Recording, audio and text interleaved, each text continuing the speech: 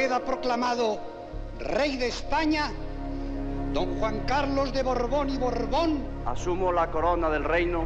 He ordenado a las autoridades civiles y a la Junta de Jefes de Estado Mayor que tomen todas las medidas necesarias para mantener el orden constitucional. Declaro abiertos los Juegos Olímpicos de Barcelona. ¿Y por qué no te callas? La justicia es igual para todos. Lo siento mucho. Me he equivocado y no volverá a ocurrir. He decidido poner fin a mi reinado y abdicar la corona de España. Buenas noches, son destellos de un largo reinado, casi 40 años de reinado de Juan Carlos I.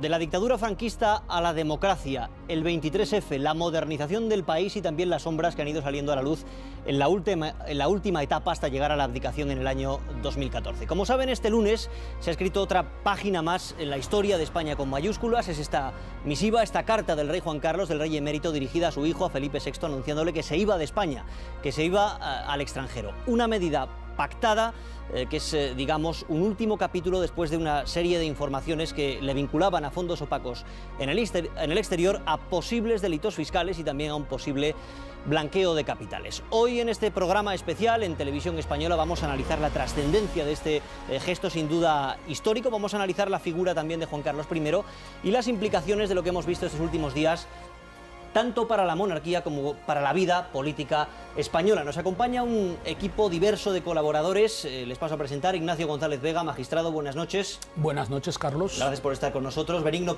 Pendás es vicepresidente de la Real Academia de las Ciencias Morales y Políticas. Gracias.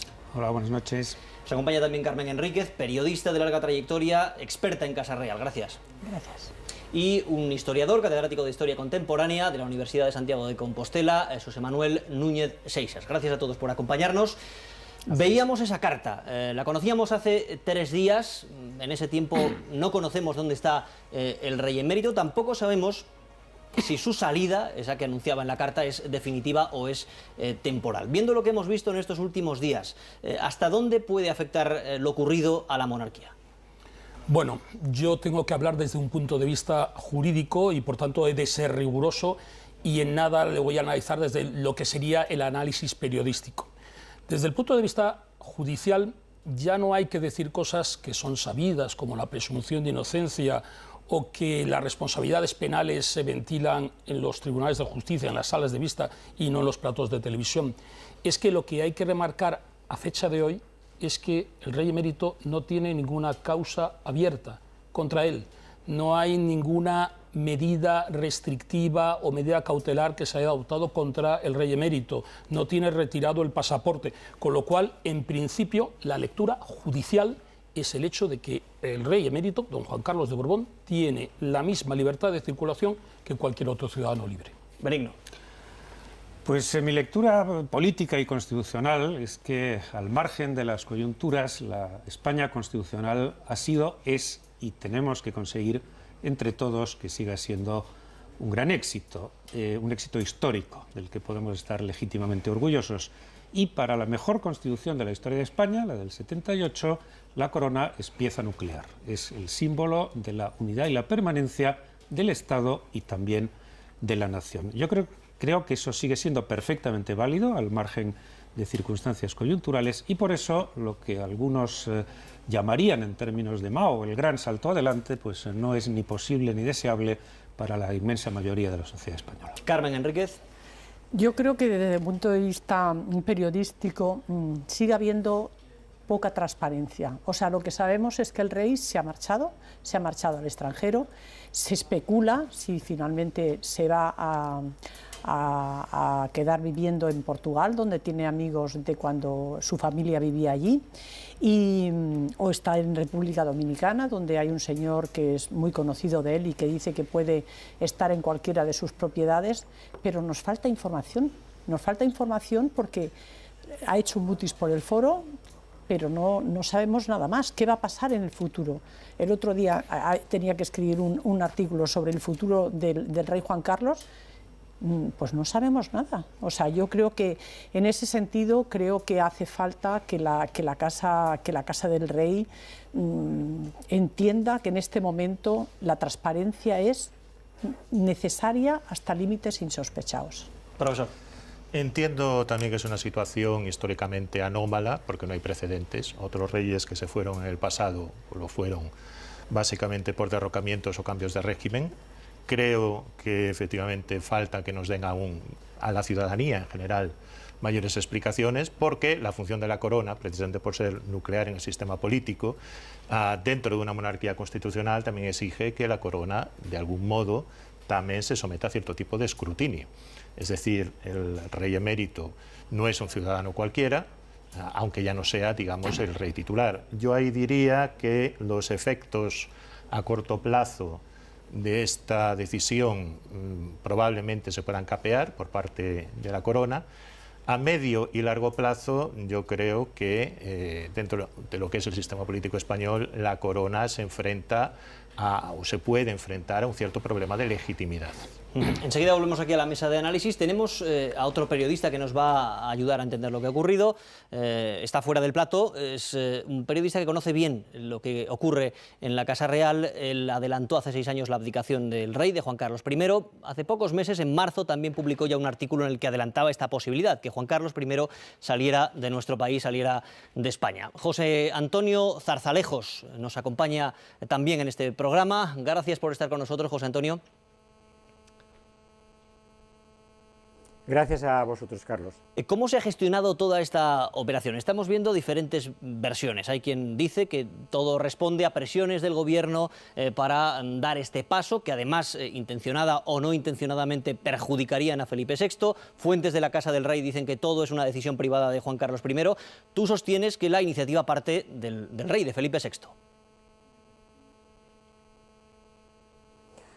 Bueno, esta es una decisión de gran calado político que se triangula. Por una parte, la responsabilidad de la decisión última es de Felipe VI, que sugiere a su padre la conveniencia de la expatriación, pero lógicamente en una monarquía parlamentaria esta decisión del rey está previamente consultada y coordinada con la presidencia del gobierno. No digo con el gobierno, sino con la presidencia del gobierno, porque expatriar al que fue rey de España, el rey abdicado, implica un montaje, un operativo, tanto material como diplomático, de gran calado.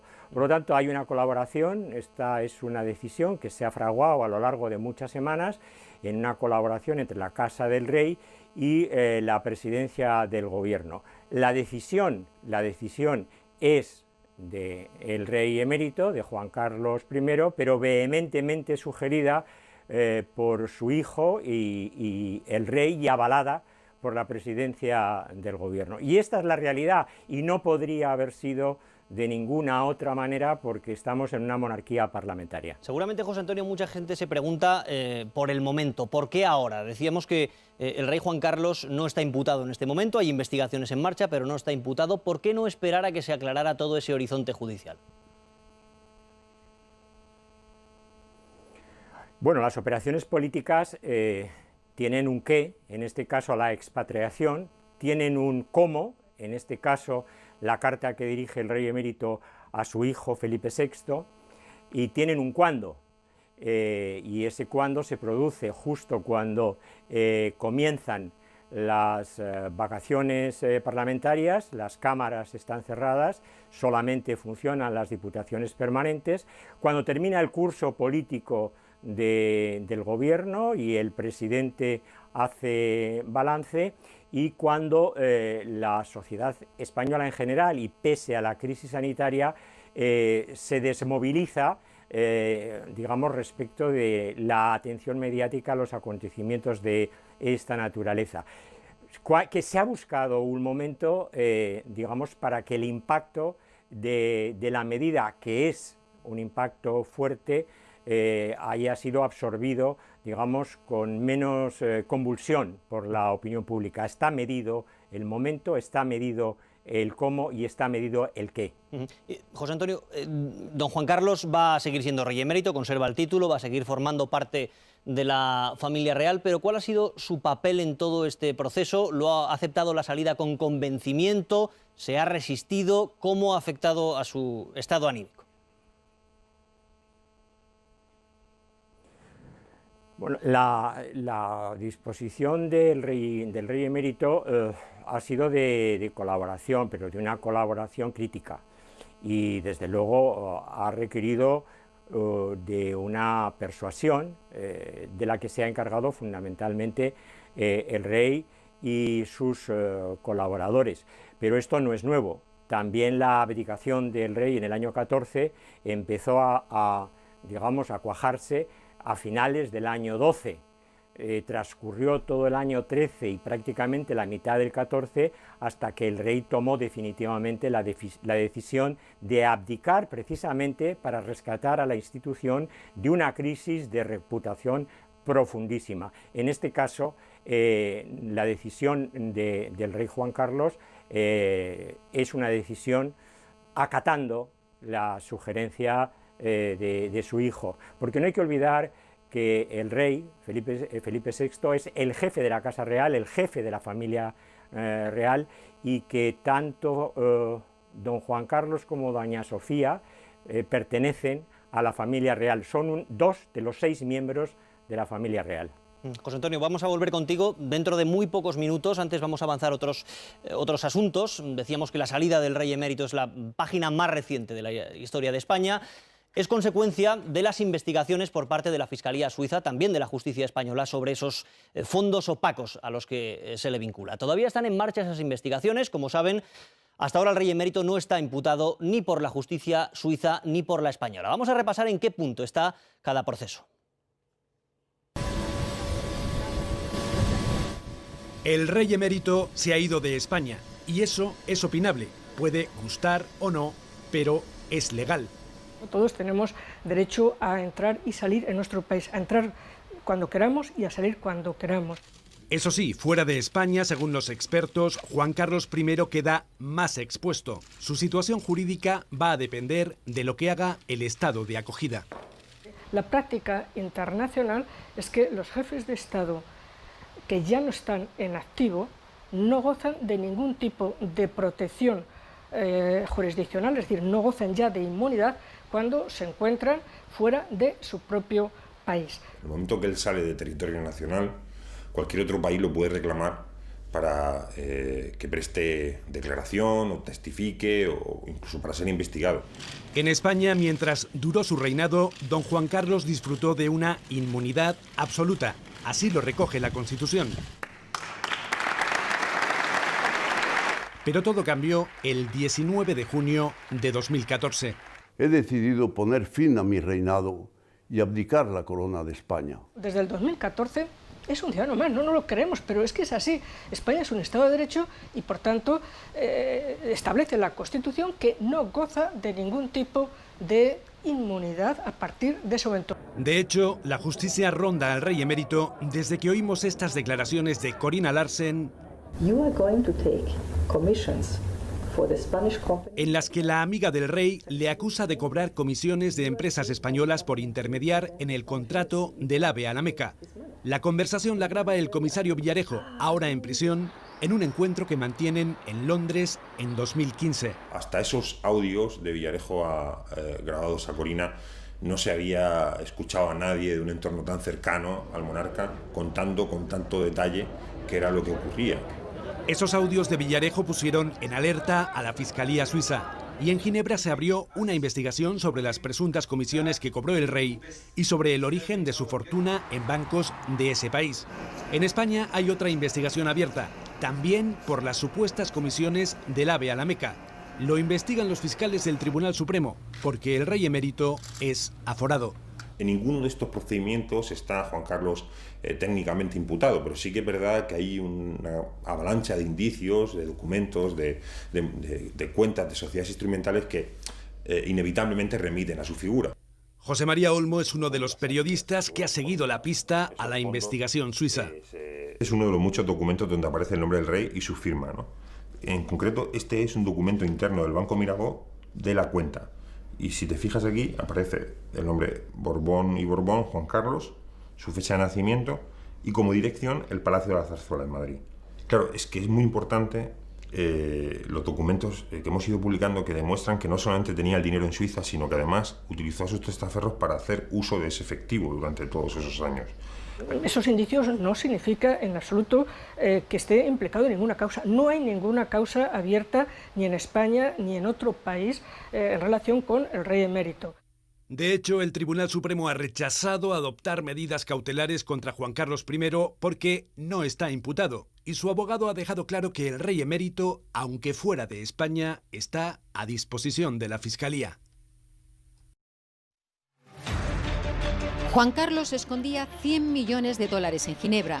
Con esta portada de la Tribune de Genève saltaban las alertas sobre la investigación del fiscal suizo Yves Berthosa por un posible delito de blanqueo de capitales. La noticia la firmaba la periodista Caroline Zumbach con otro compañero. Nos dimos cuenta que sí que había una investigación que se estaba haciendo desde hacía bastantes meses, que había una fundación o dos fundaciones que habían descubierto y una fundación con mucho dinero, los 100 millones que el rey había recibido de Arabia Saudí. Y lo que el fiscal está preguntando bastante a los bancos y a los gestores es si han hecho las verificaciones necesarias para saber de dónde venía este dinero. Dinero que llegó al Banco Mirabeau, uno de los imputados. Cuando nos acercamos a la discreta sede en la que apenas se ve el nombre, un empleado nos pide que no grabemos a las personas que entran. Muestra del celo con el que protegen a sus clientes y sus operaciones. Como se ve en estas declaraciones ante el fiscal Berthosa, a las que ha tenido acceso Televisión Española, los otros 3 imputados en Suiza son la propia Corina, con su apellido de casada, y los 2 expertos en transacciones financieras que supuestamente actuaban en nombre de Juan Carlos I, Arturo Fasana y Dante Canónica. En esas declaraciones, el banco confirma que en 2008 aceptó ingresar 100 millones de dólares en la cuenta sin dudar de que era una donación del rey de Arabia Saudí, aunque uno de los socios del Mirabeau reconoce ahora en su declaración que la transacción es más bien extraña, cuando el fiscal le pregunta si ha visto muchas así.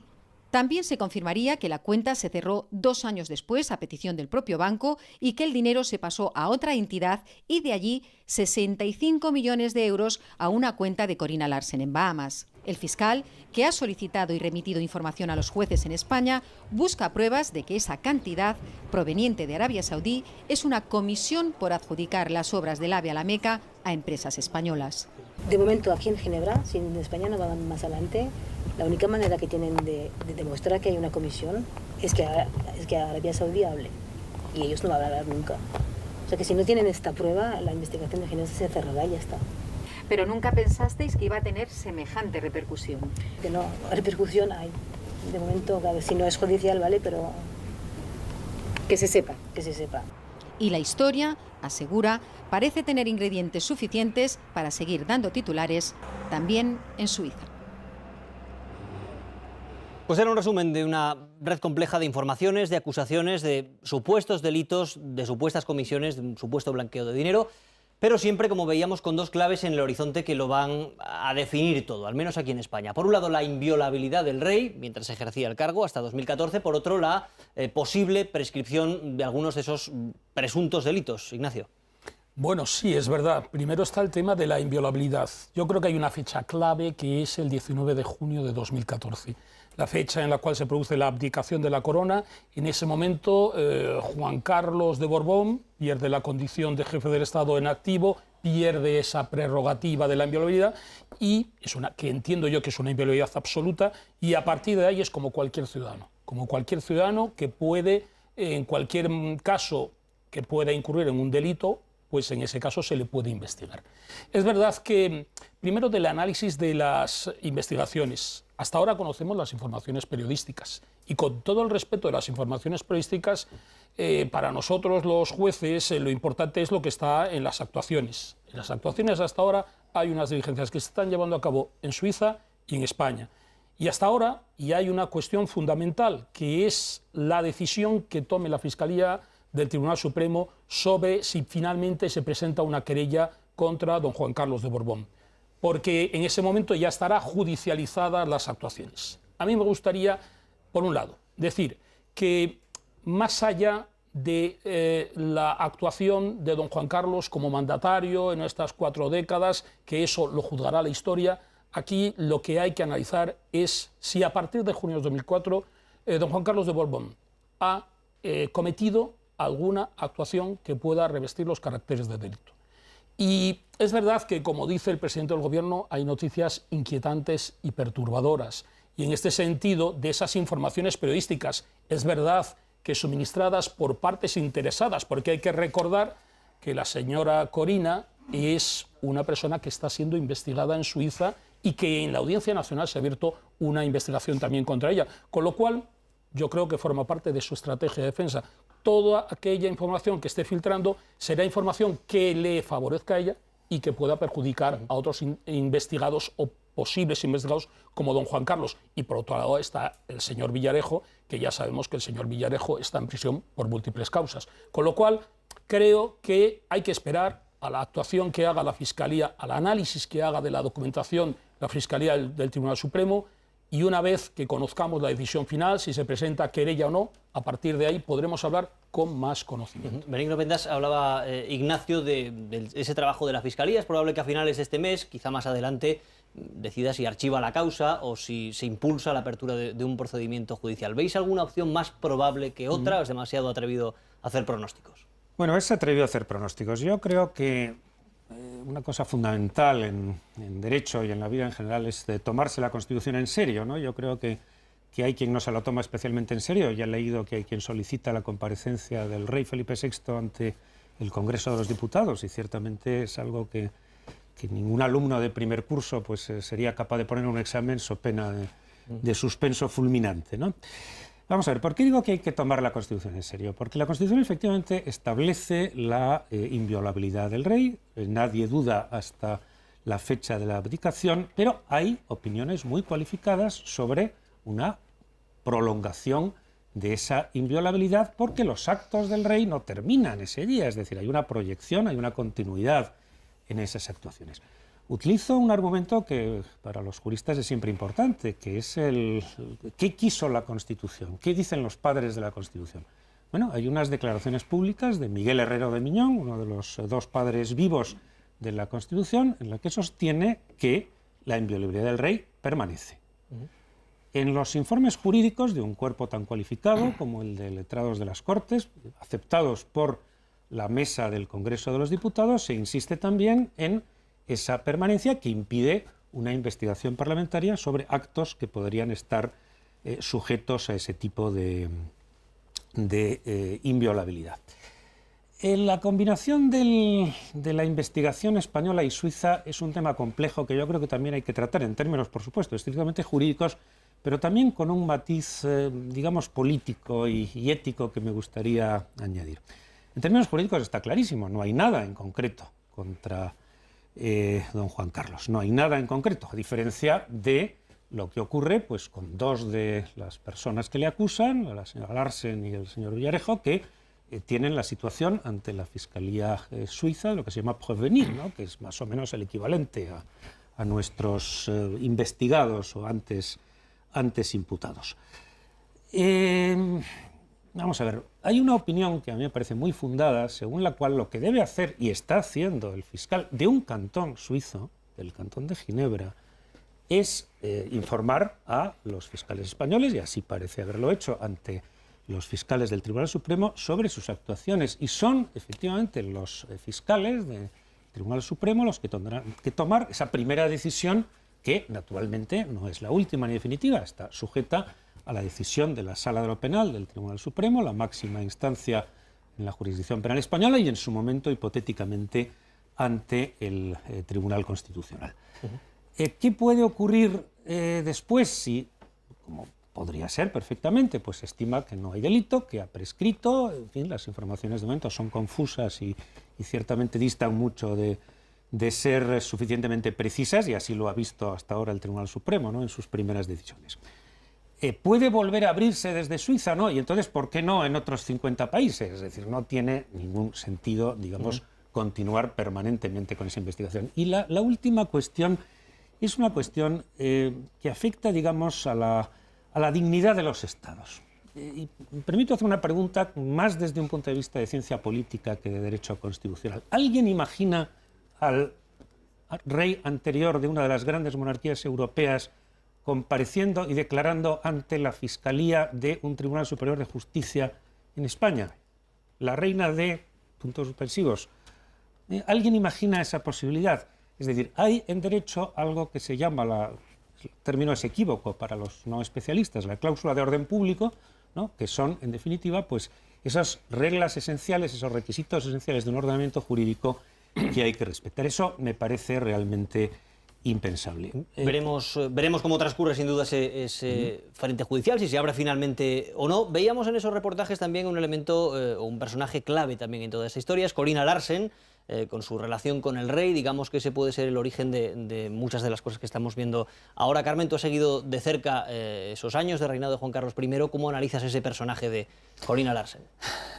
Siempre me toca analizar el personaje de Corina Larsen y no creáis que me hace mucha gracia, pero bueno, no, vamos a ver, en serio. Yo creo que en este país siempre hemos tenido un gran respeto por la vida privada de las personas y de las personalidades. Y yo creo que es una buena medida siempre y cuando, por supuesto, la vida privada afecte a cuestiones de Estado o cuestiones políticas, ¿no? En ese sentido yo creo que el rey Juan Carlos se relajó un poco, o sea, bueno, un poco o mucho. O sea, quiero decir que la relación que él puede haber tenido con otras personas siempre han sido dentro de una discreción total. O sea, pues por dignidad también y por respeto a la reina Sofía y porque era mejor guardar esa discreción, ¿no?, esa prudencia. Y sin embargo, la relación que tuvo con esta señora, cuyos antecedentes parece claro que es una señora que lo que quería era prosperar en la vida, o sea, prosperar económicamente, prosperar socialmente, y la carrera, digamos, en ella fue bastante ascendente, ¿no? Pues yo creo que ahí, digamos, que hizo que el rey Juan Carlos, que es una persona que siempre, yo recuerdo que era una frase que repetía muy a menudo y en muchas ocasiones: la monarquía tiene que ser ejemplar, porque como no nos votan con V, nos pueden votar con B. Y con ese principio, que además él decía que trataba de inculcar siempre a toda su familia, es difícil de entender que luego, digamos, perdiera un poco la noción de esa discreción. Y yo solo puedo decir que en el último viaje que hice con los reyes a Arabia Saudí, la señora Larsen iba en el mismo avión que el rey. Hasta el punto que parece ser que eso causó cierta sorpresa a la reina Sofía, y que preguntó quién era esa señora. Dije, no, es que viene con la comitiva de empresarios, etc. Quiero decir con esto que ha tenido una dimensión que ha traspasado lo prudente y lo razonable, ¿no? O sea, y yo creo que, a ver, últimamente cuando yo digo que Corina en parte es responsable de esa irresponsabilidad en la forma de actuar del rey, o sea, o poco prudente, o sea, pues me parece que retrata bastante bien al personaje. Cuando digo esas cosas me llaman machista. El otro día me llamaron machista, ¿verdad? Ignacio estaba en el plató y yo dije, si alguien quiere poner como icono feminista a Corina Larsen, por favor, eso es demasiado, ¿no? O sea, yo creo que sí que ha tenido una influencia en todo lo que ha pasado y ha sido, creo que, una influencia absolutamente negativa y yo diría que incluso nefasta. En los últimos tiempos, Carmen, las informaciones sobre los fondos del rey se han destapado, como decíamos, a raíz de esa relación con Corina Larsen. Han llevado a la Casa Real también a tomar medidas, a marcar cada vez más distancia con el anterior jefe del Estado, según iban surgiendo estas informaciones. En marzo de 2019, los abogados de Corina Larsen envían una carta a la Casa del Rey, tratan de involucrar a Felipe VI como beneficiario de un fondo opaco. Eso obliga a Zarzuela a mover ficha. El 15 de marzo de este año supimos que Felipe VI le retiraba la asignación presupuestaria a su padre y que renunciaba a cualquier tipo de herencia futura de él. Ya un año antes, el rey emérito había anunciado que dejaba de representar oficialmente a la corona y previamente Felipe VI había aprobado un código de buena conducta, había apartado a su hermana, la infanta Cristina, y a su marido, a Iñaki Urdangarín, por el escándalo del caso Nos. Todas estas medidas, ahora también la salida del rey emérito de España, se toman con la intención de proteger a la institución como cortafuegos para proteger a una corona en un momento delicado, para tratar de desvincular las supuestas irregularidades del padre del reinado del hijo. Vamos a volver con José Antonio Zarzalejos. José Antonio, ¿crees que se ha logrado el objetivo o hay un daño irreparable a la corona? Bueno, estamos ante una crisis y don Juan Carlos, con independencia de que tenga o no responsabilidades de carácter penal, esté amparado o no por la inviolabilidad o por la prescripción, leídas, digamos, sus comportamientos, no ya por un periodista o por un jurista, sino por su propio hijo, que es el rey de España, ha merecido su reprobación. Y una reprobación que él mismo se inflige al abdicar. Primer punto, abdica para rescatar a la corona de la crisis de reputación en la que su conducta le ha sumido. Concretamente a raíz de dos casos clamorosamente escandalosos. Uno, el caso Nos, juzgado, y otro, el incalificable viaje a Botsuana en abril de 2012, por el que pidió perdón. 2 años después, poco más de 2 años después, abdicaba. Abdicada porque era insostenible la falta de reputación del rey Juan Carlos al frente de la corona. Y lo que ha hecho Felipe VI desde el 19 de junio de 2014 es tomar medidas en relación con su casa y con su familia, que es en el ámbito en el que él goza de una plena autonomía, aunque naturalmente con el respaldo de los presidentes, tanto Rajoy como Sánchez, para sanear la situación y rescatar a la institución de la crisis de reputación. Yo creo que no estamos ante una crisis letal, no creo que estamos ante una crisis terminal de la monarquía, ni mucho menos. Creo que estamos ante una crisis seria, de la que hay que sacar lecciones importantes. Y por otra parte, no podemos pensar que la expatriación del rey es unas vacaciones, una salida temporal de España, una operación de despiste. No, es una expatriación punitiva, y que él asume como punitiva. De momento, indefinida y probablemente definitiva. Hemos visto, José Antonio, eso en cuanto a la Casa Real, pero también hemos visto derivaciones políticas en esos últimos días, reacciones de diferentes partidos esta semana. Lo más llamativo, sin duda, las diferencias dentro del gobierno. Mientras la parte socialista, la parte mayoritaria, cierra filas en torno al rey Felipe VI, Unidas Podemos pide, como decíamos aquí, la comparecencia del rey en el Parlamento, habla de huida del emérito y creen que se abre paso un horizonte republicano.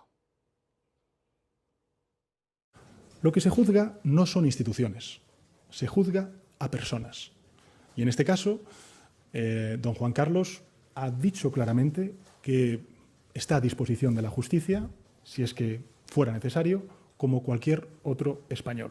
Creo que la línea marcada por la Casa Real y que hemos conocido durante estas últimas horas es, a mi juicio, la adecuada. No es aceptable que el anterior jefe del Estado, cuando está siendo investigado por las autoridades judiciales suizas y por la Fiscalía del Tribunal Supremo, no esté en su país para dar la cara en su país ante su pueblo. La imagen que está dando nuestro país en el exterior, cuando el anterior jefe del Estado, una figura a la que se asocia la monarquía española, se va del país, huye del país, creo que no es buena para nuestra democracia y para la propia jefatura del Estado. Pues eran declaraciones del presidente Sánchez, también del vicepresidente Pablo Iglesias. Oyéndoles y oyendo esas diferencias, José Antonio, ¿crees que esas tensiones van a suponer realmente una ruptura en el gobierno? Lo que está ocurriendo es un proceso de acumulación de desacuerdos sobre temas de carácter sustancial. Y lo que hay que primero, como cuestión previa, establecer es que la expatriación del rey, que para mí, insisto, es un extrañamiento, es una expatriación punitiva, no es competencia del Consejo de Ministros. El Consejo de Ministros no tiene que tomar ninguna decisión. Esa es una decisión que ha tomado el rey. Lógicamente, en una monarquía parlamentaria, ha tenido el aval y se ha coordinado con la presidencia del gobierno. El presidente del gobierno es el que refrenda fundamentalmente, en la mayoría de los casos, los actos del rey. En este caso no hacía falta un refrendo formal, pero sí político, de la presidencia del Gobierno, pero no del Consejo de Ministros. Por lo tanto, los ministros de Unidas Podemos no tienen, desde el punto de vista jurídico, ninguna razón para reclamar competencia alguna en la decisión que ha tomado el rey con el conocimiento y el respaldo del presidente del Gobierno. Y en segundo lugar, es cierto que resulta muy chocante y muy chirriante que miembros del Gobierno, nada menos que un vicepresidente, esté propugnando una tercera república plurinacional y solidaria cuando acaba de jurar en el mes de enero en el Palacio de la Zarzuela no solamente la defensa de la Constitución, sino la lealtad al rey. Bueno, pues ni lealtad al rey ni lealtad a la Constitución.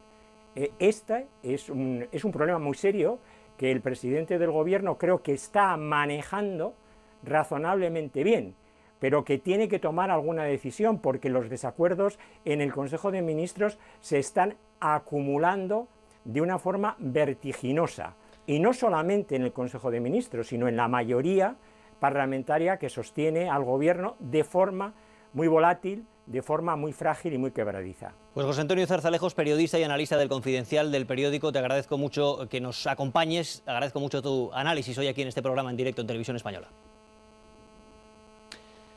Estamos repasando las consecuencias más inmediatas de la salida del rey emérito, también sus derivaciones políticas, pero queremos repasar también su figura. Han sido 39 años de reinado. ¿Por qué Franco tardó tanto en nombrarme? La pregunta del millón. No lo sé, no lo sé.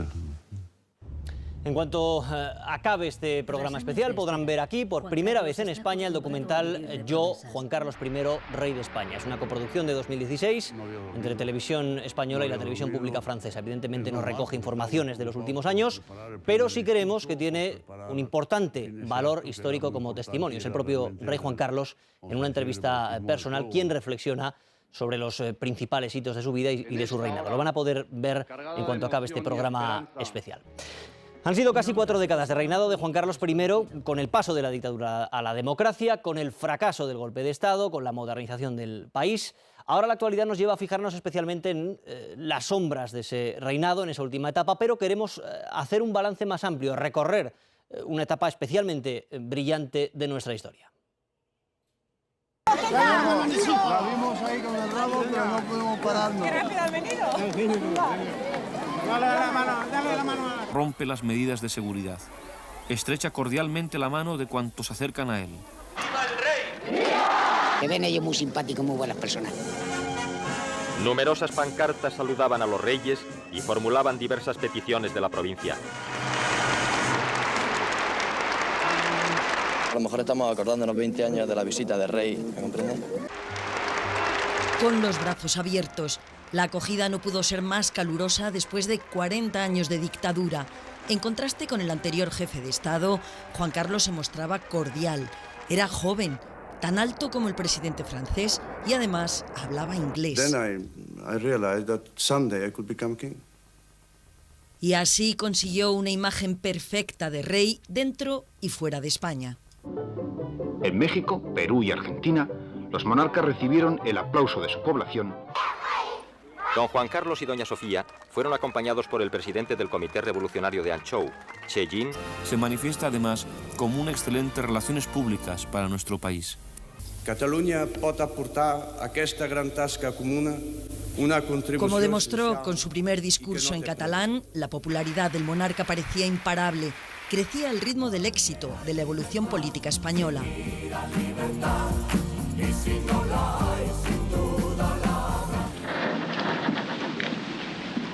Por entonces, en su figura de rey ideal no había fisuras. Serio y profesional en audiencias y en tareas de despacho. Sí. Bien. Hombre sano, deportista y divertido en su vida privada. ¡Ah, bravo! ¡Bravo! Al acabar la jornada laboral, va a las órdenes. Un modelo para los españoles. Después de rodar estas imágenes, el rey encenderá un cigarrillo rubio que fumará casi a escondidas y mirará a la reina, a su Sofía, a través del visor de nuestra cámara. ¡Quieto todo el mundo! Aquí el momento cumbre de su fama.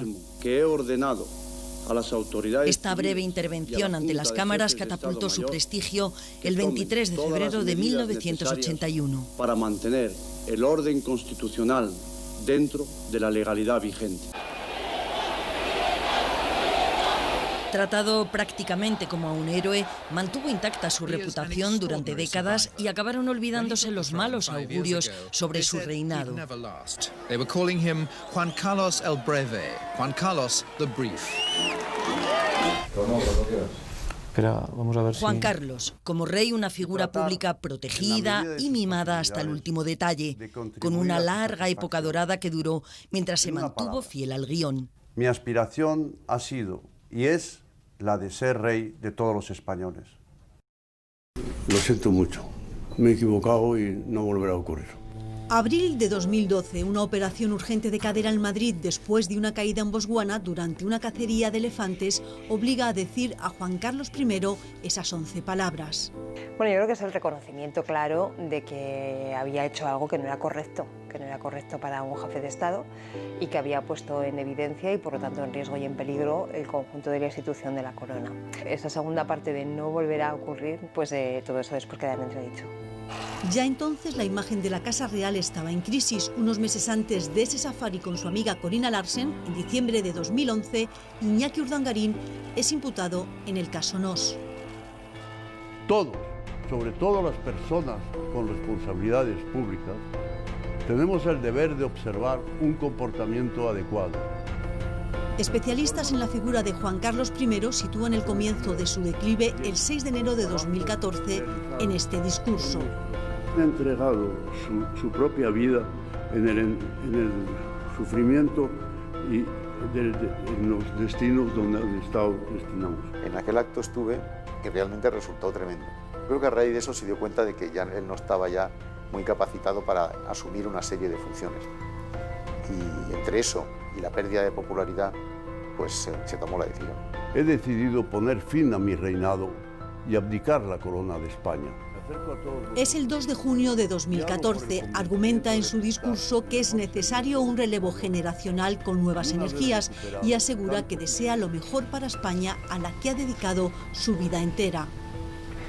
En el año 2014, que es cuando él abdica, empezaban a salir ya muchas informaciones que hacían ver no solamente que ahí podía haber cuestiones presuntamente delictivas, sino también que eso era el principio de una larga cadena de informaciones que luego hemos ido descubriendo.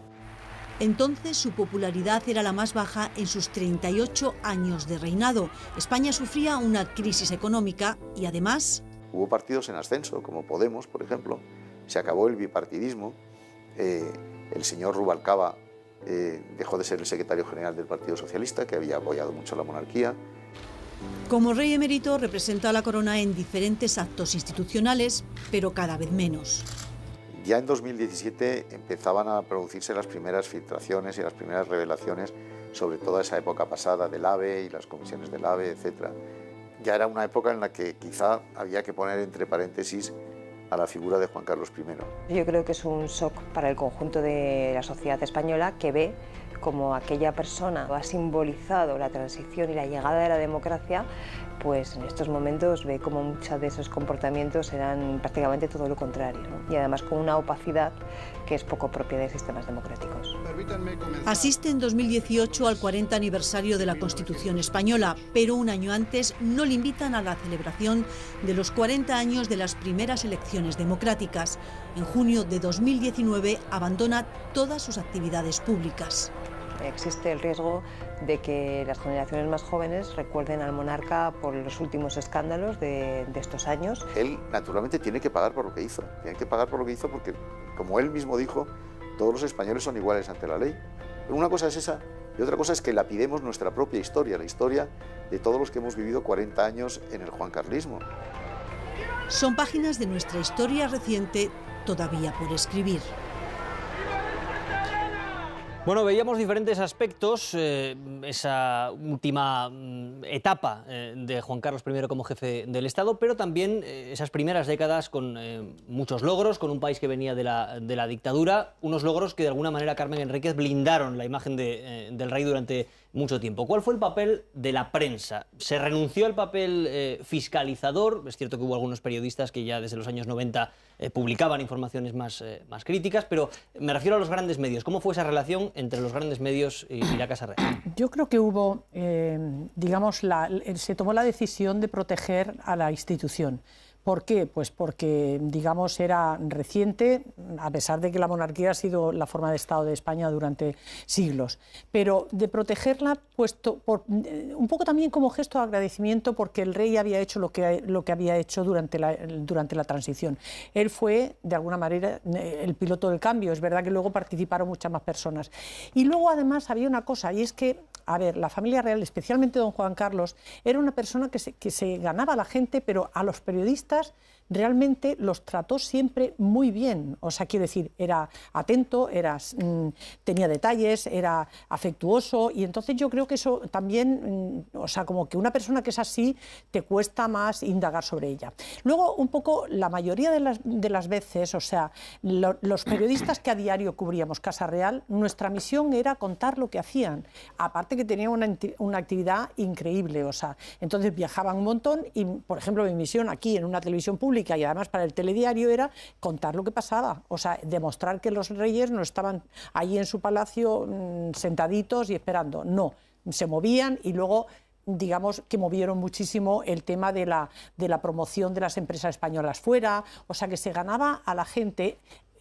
Don Juan Carlos tenía esa capacidad de comunicación, de empatía, y que además la tenía con los personajes más importantes del mundo, hasta con la gente más humilde, ¿no? Y eso sirvió un poco para, sí, de alguna manera protegerlo y no buscar o investigar cuáles podían ser un poco los trapos sucios que podían estar siendo escondidos. Sobre esos trapos sucios, sobre esas sombras en las que nos estamos fijando más en estos últimos días y semanas, por las informaciones que salen, por las medidas tan trascendentales que se han tomado. Profesor Núñez Seixas, usted decía que era una medida sin precedentes. ¿Cómo cree que en el futuro los historiadores van a hacer balance del reinado de Juan Carlos I?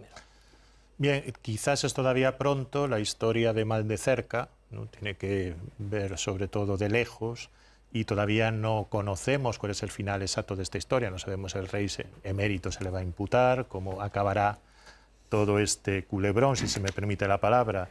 En todo caso, parece claro que hay dos fases diferenciadas. Hay una fase que va, bueno, desde que finales del franquismo, desde que empieza a asumir, sobre todo en los años finales de la dictadura de Franco, un cierto papel aperturista, esa dirección, ese papel de piloto del cambio, pero que tampoco es que nos trajo la democracia como carta otorgada.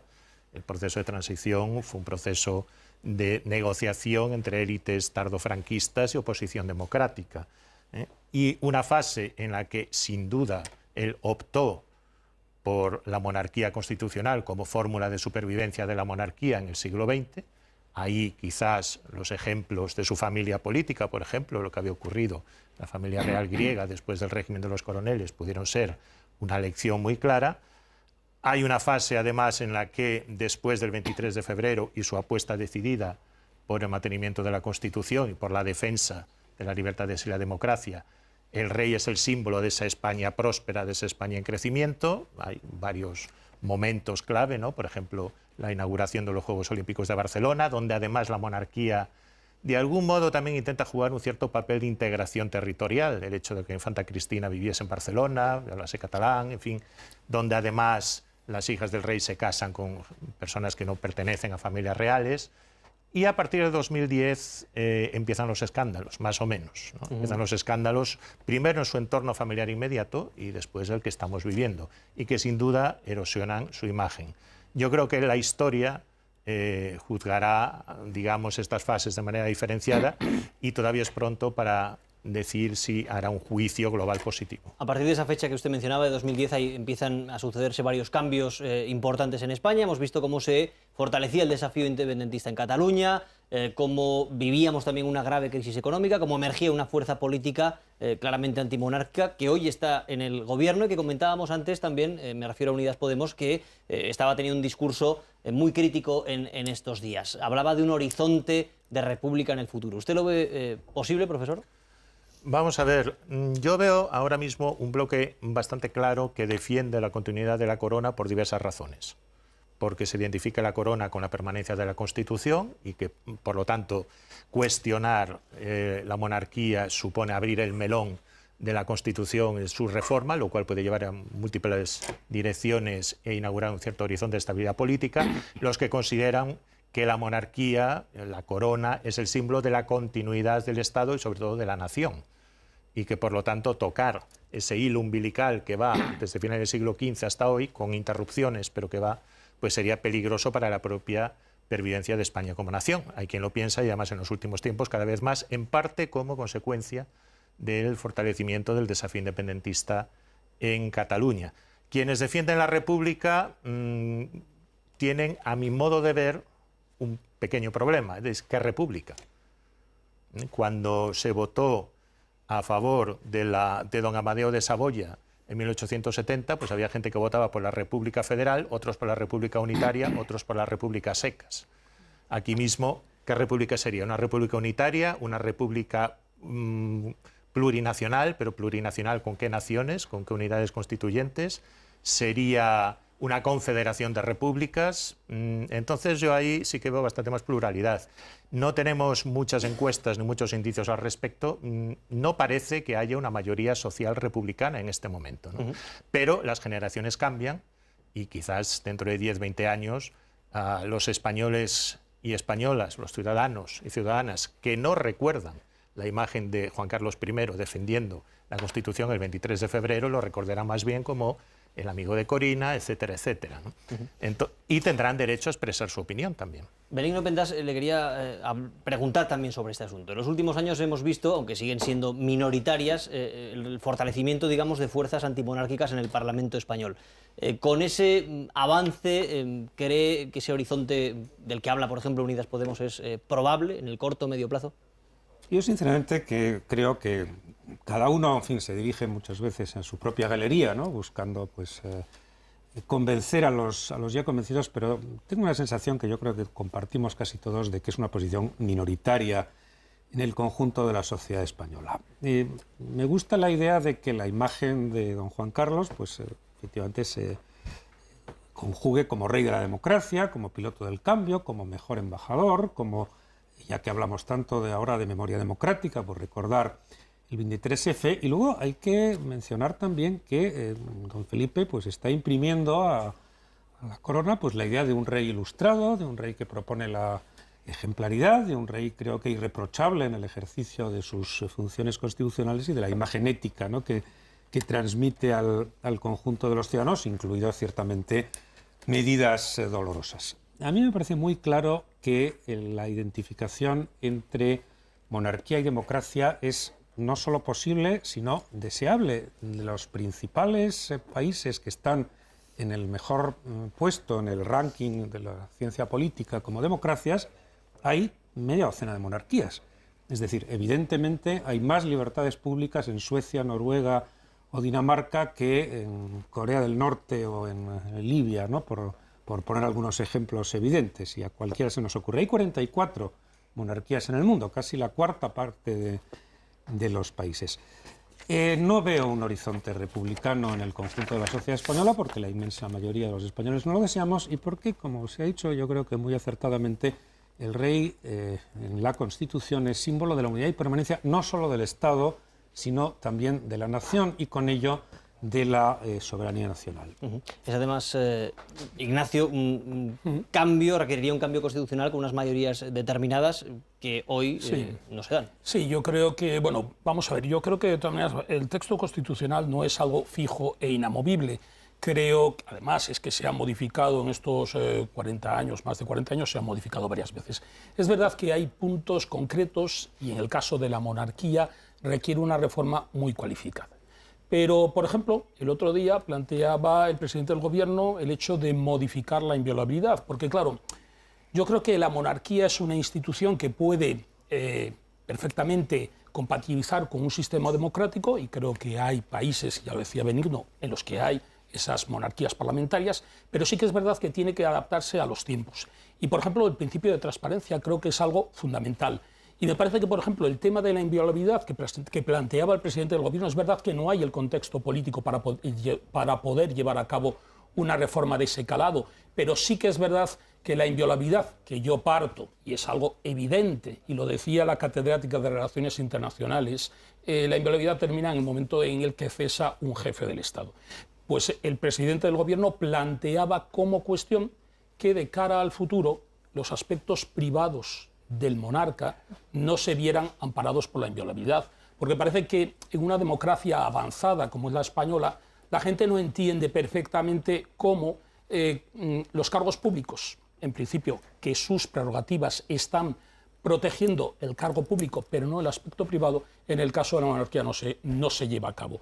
Creo que, insisto, la Constitución y además las próximas generaciones plantearán problemas, no solamente estos, sino para incorporar nuevos derechos como medio ambiente, etcétera. Creo que la monarquía, si quiere seguir liderando este país, creo que es necesario que se adapte a los nuevos tiempos y que incorpore principios como, por ejemplo, puede ser el de la transparencia. Sobre eso que comentas, Ignacio, Carmen, tú lo adelantabas también, esa necesidad de transparencia, también en la cobertura periodística, en otros ámbitos. ¿Tú crees que todo lo que ha ocurrido en esta última década, en estos últimos meses también, han llevado a cambios importantes o tiene que llevar a cambios también en el futuro? Claro, acostumbrados a que antes no había nada de transparencia ni nada por el estilo, es verdad que Felipe VI, en el año posterior a su reinado, a su proclamación, se dedicó a hacer una serie de normas precisamente para que hubiera transparencia. De hecho, ahora mismo la gente dice, es que no hay transparencia. No es verdad. En la página web de Zarzuela hay una página de transparencia y es amplia,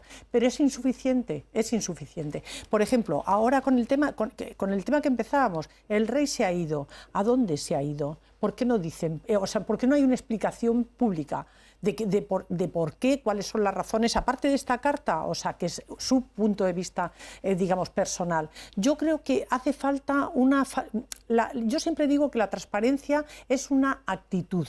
Te lo tienes que creer de verdad, que tienes que ser transparente en todo. Y si no te lo crees, es imposible que la practiques. Y yo creo que hace falta avanzar mucho y que comprendan en el Palacio de la Zarzuela que la transparencia tiene que ir mucho más allá, es una asignatura pendiente. Transparencia y comunicación. Comunicación, sí, claro. Yo creo que la Casa Real probablemente ahí no está afina, creo que debe de comunicarse. Porque es verdad que de cara a la justicia es evidente que el monarca no está en el dorado paradero, porque en cualquier momento, cuando sea citado por la justicia, se pondrá en contacto su defensa con los tribunales y dará un domicilio. Pero sí que es verdad que lo que echa en falta a la sociedad española hoy por hoy es la explicación.